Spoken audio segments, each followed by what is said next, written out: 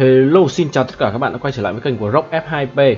Và nếu các bạn đang mong chờ một con tướng cam, free, dễ mắc skill và có thể đa dụng dùng được cho nhiều trường hợp, vừa có đam vừa có khống chế, thì các bạn đã tìm đến đúng video rồi đó. Hôm nay mình sẽ nói về con tướng Aethelflaed, một con tướng cam miễn phí dễ mắc skill nhất trong cái game Rise of Kingdom này.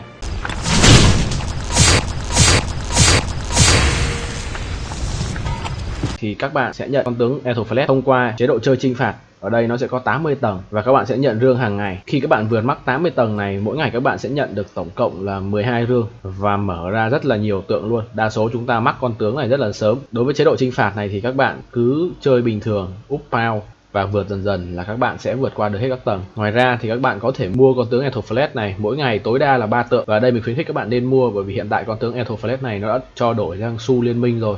Và xu liên minh thì được sử dụng rất là nhiều, mình đánh giá là quý không thua gì game luôn. Mỗi ngày các bạn có thể sử dụng 1.500 cái xu trong chế độ chinh phạt này để mua một cái tượng Aethelflaed và mỗi ngày tối đa 3 tượng. Ngoài ra trong cái shop này ấy, những bạn mới chơi thì có thể mua thêm con Constant này nè để cho mắc sớm. Con Constant này chỉ có thể mắc được khi các bạn mua trong cái chế độ này thôi. Con này thu thập rất là ngon. Ngoài ra thì có tướng tím hàng ngày, nhưng mà nếu các bạn mới chơi ấy, cái xu vàng này rất là ít nên các bạn sẽ chủ yếu là mua con Aethelflaed này thôi. Giờ thì chúng ta sẽ cùng tìm hiểu xem là tại sao mà con Aethelflaed này ấy, nó lại là một con tướng rất là mạnh. Khi mà nó mới ra mắt ấy, nó được đánh giá không cao, nhưng càng về sau khi mà các cao thủ, những người chơi người ta sử dụng nhiều và người ta phát hiện ra điểm mạnh ấy, thì người ta bắt đầu công nhận sức mạnh của con Aethelflaed này. Và hiện tại nó có thể nói là con tướng là bắt buộc cần phải có trên chiến trường và trên mọi mặt trận luôn, từ đánh hoàng hôn đến open field, thậm chí là cả counter rally. Thì về skill con tướng này, chiêu 1 của nó mũi tên của người sắt, gây sát thương tối đa 5 mục tiêu trong phạm vi hình quạt, sát thương 800, giảm 30% tấn công, phòng thủ và sức khỏe của mục tiêu trong 2 giây. Thì các bạn thể thấy là ngay từ skill đầu tiên ấy đã thể hiện ra cái sự bá đạo của con này rồi. Thứ nhất đó là sát thương 5 mục tiêu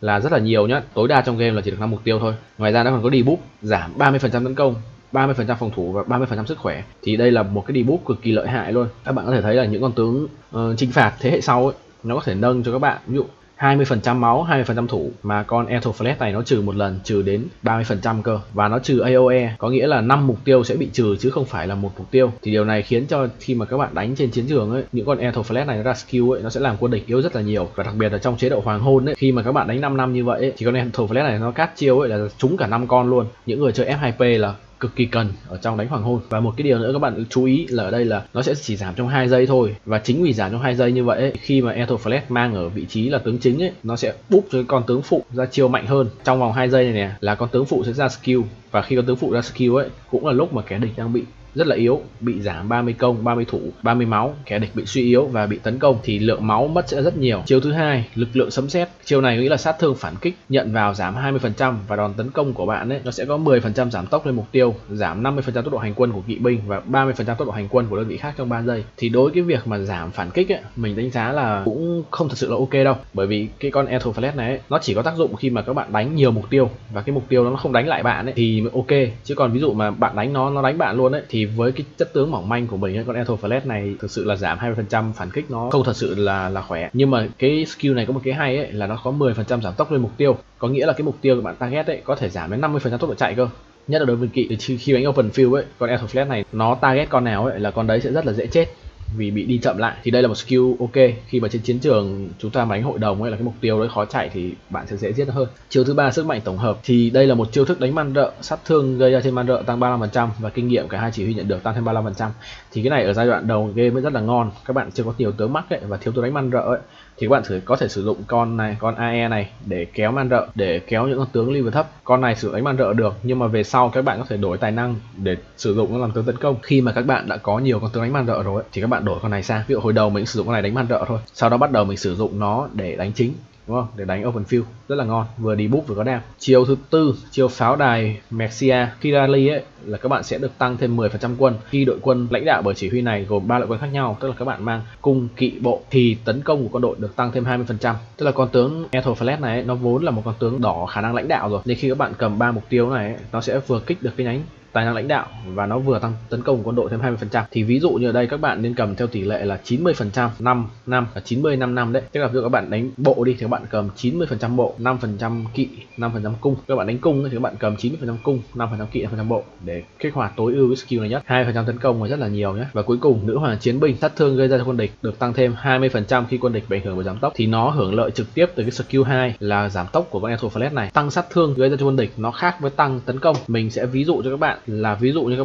mình ví dụ nhé, là tấn công của các bạn là x đi, các bạn được tăng 20% tấn công, có nghĩa là các bạn sẽ được 1,2x, và các bạn tăng thêm 20% sát thương, có nghĩa là cái 1,2x ấy các bạn lại được tăng thêm 20% nữa. Đó, đây là 20% này, tức là sát thương đầu ra ấy, nó rất là nhiều. Đặc biệt là cái skill này ấy, nó cũng giúp cho những con tướng phụ, ví dụ như các bạn kẹp AE với con G đi, con G vốn bắn đã khỏe rồi đúng không, nó vừa được tăng thêm 20% đam nữa thì thật sự cái khả năng công phá kỹ năng là vô cùng khủng khiếp luôn. Về bảng tài năng của con Aethelflaed này ấy, thì mình sẽ cho các bạn xem hai bảng tài năng, một bảng sử dụng để đánh man rợ và một bảng sử dụng để đánh open field hoặc là đánh trong hoàng hôn. Thì thứ nhất là bảng đánh man rợ thì không có gì đặc biệt cả, các bạn cộng mắc nhánh vàng để lấy cái điểm hồi máu sau khi đánh bại con man rợ, giúp các bạn đánh man rợ được lâu hơn, và lấy thêm cái điểm mà nhận được cái rương tài nguyên sau khi đánh man rợ ấy, cũng giúp cho các bạn kiếm được tài nguyên khi mà farm man. Có cái điểm sức mạnh phi thường này ấy, các bạn nếu muốn sử dụng con tướng này để rally ấy, thì các bạn cộng, không thì thôi. Nhánh đỏ thì các bạn lấy cái tăng năng lực quân đội 3% lên, rất là ngon mà nhiều lính hơn. Nhánh hỗ trợ thì ở đây các bạn lấy điểm hồi sinh này,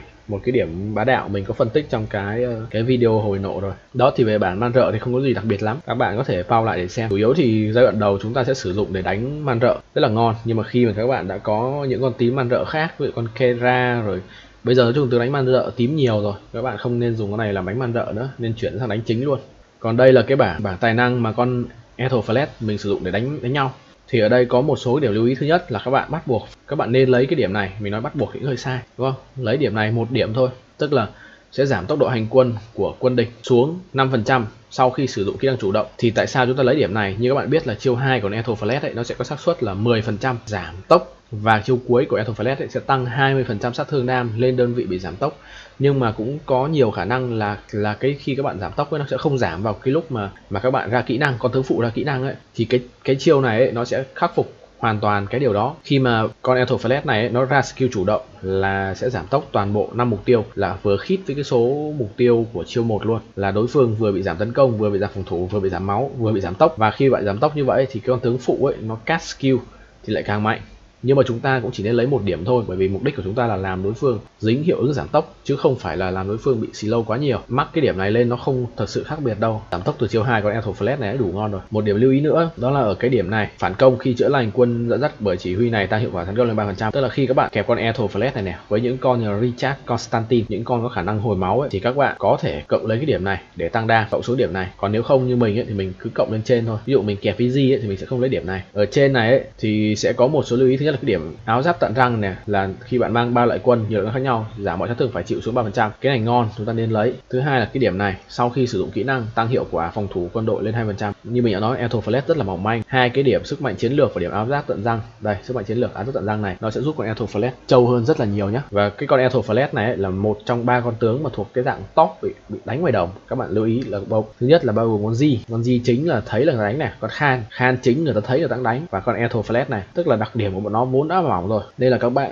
chú ý là khi đánh con tướng này các bạn phải điều khiển rất là tốt nếu muốn mang nó chính. Còn không các bạn có thể mang con tướng này ở vị trí phụ, nhưng mà khi mang ở phụ ấy thì thường sẽ đánh cái dạng support nhiều hơn, bởi vì khi bạn mang phụ ấy nó sẽ không tận dụng được cái việc mà tăng sát thương, không tăng sát thương từ con AE này. Đây, điểm trang bị tận răng rất là ngon, tăng sát thương gây ra lên 3%. Nhánh lãnh đạo này thực ra rất là ngon nhá, và cực kỳ hợp với con Aethelflaed này luôn. Nó mang mix trúc, nó bắn đã khỏe rồi đúng không, bây giờ nó cầm theo bản lãnh đạo này, vừa tăng thủ và tăng công, rất là bá đạo. Về trang bị cho con Aethelflaed ấy thì mình cũng không có gì để nói nhiều. Các bạn nếu các bạn như mình đánh kẹp con G ấy, thì mình sẽ mang full cái set giáp hồi sinh này, tức là mang set full búp cung. Còn việc các bạn đánh kẹp với con bộ ấy, thì các bạn mang set bộ. Kẹp với Richard, Constantine các bạn có thể mang cái set lộng gió, đánh chạy nhanh hơn, thì lúc đấy các bạn sẽ đánh support tốt hơn. Mang set lộng gió thì các bạn đánh nó sẽ slow đối phương nè, và bạn chạy nhanh nữa, và các bạn sẽ thiên về hỗ trợ. Còn các bạn đánh cung thì các bạn có thể sử dụng kẹp cái set tím này. Còn các bạn không có điều kiện set tím, các bạn đánh set xanh lam cũng không vấn đề gì. Cứ miễn lưu ý là các bạn đánh thì các bạn ưu tiên mặc cái set đồ cộng cho cái loại quân mà các bạn mang nhiều nhất ấy. Nhớ cái tỷ lệ là 90-5-5, đúng không? Quân nào các bạn mang 90 thì các bạn sử dụng cái đồ cộng búp cho loại quân đó. Đó, đơn giản vậy thôi, chứ mình lên đồ thì mình không có phức tạp. Về cặp tướng cho con Aethelflaed này thì theo mình vị trí số 1 vẫn là con G này. Nếu các bạn đánh đam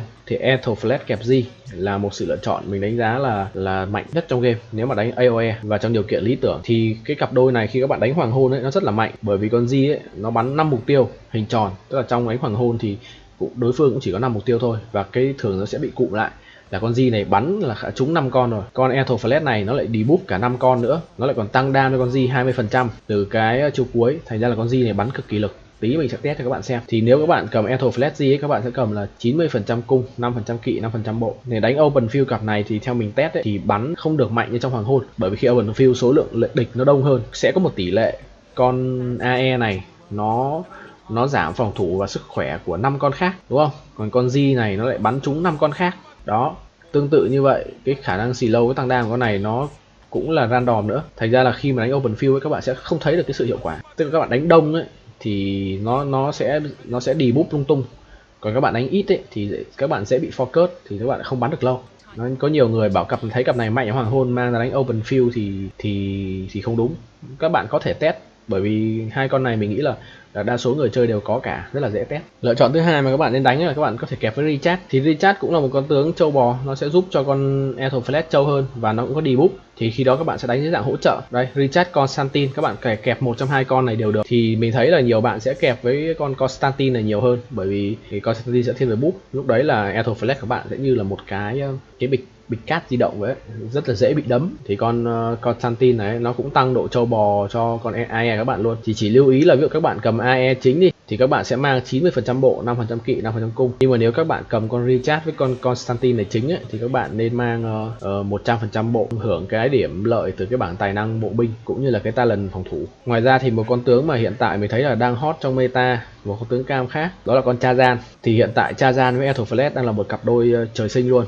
Chazan thì ở đây nó có cái chiêu, nó cũng là một con búp tương tự như con Constantine ấy, nó cũng búp cho đồng đội rất là nhiều, thì mình sẽ không bàn tới. Mà nó có một cái chiêu là chiêu đây, chiêu số 3 này, nó sẽ tăng cái lượng lính mà con Etho Flash mang được là một. Thứ hai là khi mang từ 3 loại quân trở lên, đội quân này sẽ gây thêm sát thương trực tiếp cho mục tiêu khi kỹ năng chủ động được sử dụng 300.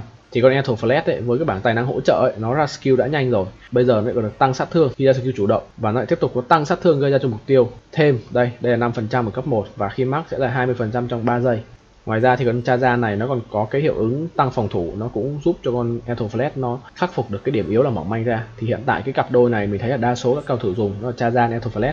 Bởi vì nếu mà người chơi F2P thì các bạn sẽ khó lấy con Chazan này lắm, bởi vì lên một con tướng cam hỗ trợ mà lên mắc cái này thì đối với F2P thì mình thấy là sẽ là một sự đánh đổi hy sinh rất nhiều. Đương nhiên là nếu các bạn mà muốn chơi cái vị trí support cho team ấy, hỗ trợ, thì các bạn có thể lên như vậy. Một số lựa chọn tướng tím có thể kẹp với Etho Flash thời gian đầu ấy. Thứ nhất là con Keira. Thì các bạn kẹp Etho Flash Keira, nếu bạn chưa có G Max ấy, các bạn có thể kẹp con Keira này cũng được. Keira thực ra cũng là một tướng rất là ngon. Đây cũng có sát thương AOE 3 mục tiêu, 1000 thưởng tấn công cung, phòng thủ cung. Đây cứ mỗi thêm một mục tiêu sát thương, mục tiêu sẽ nhận sát thương liên tục 200 trong 2 giây. Nói chung là các bạn chưa có gì, các bạn có thể kẹp Etho với Keira, ok. Tướng tím nữa các bạn có thể đánh chung với Etho Flash là con bay 3. Các bạn có thể đánh bay 3 kẹp Etho Flash. Bay 3 cũng có một chiêu thức AOE 5 mục tiêu và cũng giảm tốc độ hành quân của mục tiêu trong 2 giây. Thì hai cặp đôi này kết hợp với nhau ấy là một cặp đôi mà vừa đánh AOE tốt, xả sát thương tốt và xì lâu mục tiêu được. Tức là KVK 123 các bạn có thể đánh bay 3 kẹp với Etho Flash. Nếu các bạn không muốn kẹp chung với G, là hai con tướng này mình đánh giá là ok, các bạn có thể sử dụng được, vừa có AOE vừa có đam vừa có xì lâu. Ngoài ra thì tương tự vẫn là con tướng quốc dân Tôn Tử. Khi đó thì Tôn Tử sẽ có AOE kết hợp với cái bảng tài năng của con AE ấy, nó sẽ tiếp tục sẽ hồi nộ nhanh hơn nữa, ra skill nhanh hơn. Ngoài ra các bạn có thể đánh Etho Flash kẹp Doan. Thì cặp đôi này nó tương tự như khi các bạn cặp với Chazan hoặc là Constantine, nhưng chỉ khác là phiên bản yếu hơn thôi. Cặp đôi này thì cực kỳ mỏng manh luôn. Nhờ bù lại thì trên chiến trường nó rất là khó chịu, và nếu mà để nó đánh liên tục ấy, nó búp chỉ số quân ta, giảm chỉ số quân địch rất là nhiều. Ở đây mình test nhẹ cho các bạn cặp AE với con G này sớm luôn. Ở đây thì bot là tất cả các tướng của bot là đều là tướng cam mắc hết. Các bạn nhìn lực của mình là cũng chỉ có 2,4 triệu thôi, còn bot là gần 2,7 triệu. Thì cái điểm mạnh của các bạn đánh hoàng hôn với của con AE con G ấy là con AE nó sẽ debuff 5 mục tiêu và con G đồng thời nó cũng tấn công 5 mục tiêu. Thì các bạn mà muốn thứ hạng cao trong hoàng hôn ấy, các bạn bắt buộc phải có con Constantine với con Doan, con Etho Flash với con G, và con Quan Vũ với con Alex. Đó, còn lại các bạn có thể sử dụng bất cứ con nào, càng trâu càng tốt để câu giờ. Thì cái con Etho Flash với con G ấy nó sẽ bắn được nhiều hơn, nó có búp nộ từ con Doan nữa, thành ra nó bắn rất là mạnh. Các bạn có thể nhìn đấy là máu của địch rút rất là nhanh nhá. Nếu như con AE của mình đi búp được nhiều và con G bắn được nhiều thì máu của địch rút rất là nhanh. Thắng nói chung là easy. Các bạn nào mà đánh KVK ấy, muốn thứ hạng cao để được nhiều cái điểm đồng xu ở trong KVK ấy, thì cũng nên bắt buộc là phải có con Constantine, Doan. Đó, ba cái cặp mà hồi nãy mình nói ấy.